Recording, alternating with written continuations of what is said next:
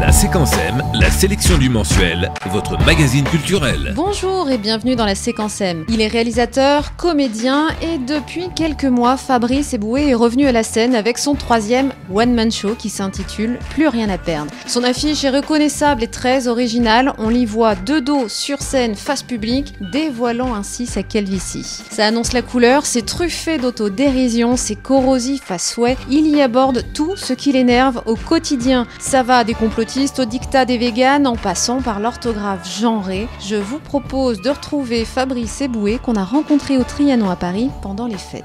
Effectivement, je me livre sur une maladie assez délicate et à traiter et à vivre surtout. J'ai eu la chance de bénéficier de traitements de pointe. J'ai eu un an de vraie galère. Et voilà, quand je dis je ris de tout, je ris aussi de ça. Je peux vous assurer que quand vous êtes frappé par cette maladie, vous avez tout sauf envie d'en rire parce que c'est très handicapant dans sa vie intime. Mais je ne pouvais qu'en faire un sketch. Et je pense que même, d'ailleurs, au moment où j'écris le sketch, je n'en suis pas encore du tout guéri. J'ai pas la certitude de l'être. Mais j'ai ce devoir de me dire, je pense réellement que demain, si j'avais une maladie encore plus grave, je rirais de ça. C'est ma façon d'avancer dans la vie, de tourner les choses en dérision, de prendre du recul, je le dis. À partir du moment où je ris de tout, je ris de ça aussi. Fabrice Eboué a retrouvé à Monaco le 20 mars, à Marseille le 4 avril, à Sanary-sur-Mer le 5 et à Nice le 6 avril. La séquence M avec Morgane, Ciné News. Autre réalisateur qui est d'ailleurs en train de préparer son tout nouveau long métrage, Xavier Deluc. Passionné depuis toujours par la caméra, il a débuté sa carrière de comédien à 20 ans, aux côtés de Robert Hossein. Il a enchaîné sur les films La Triche et On ne meurt que deux fois dans les années 80, mais c'est en télé que Xavier Deluc va séduire le large public. Alors dans un premier temps, grâce à la série Marc Elliott de 1998 à 2005, et l'année suivante, en 2006, il devient le capitaine Martin Bernier, c'est-à-dire le rôle principal de Section de recherche.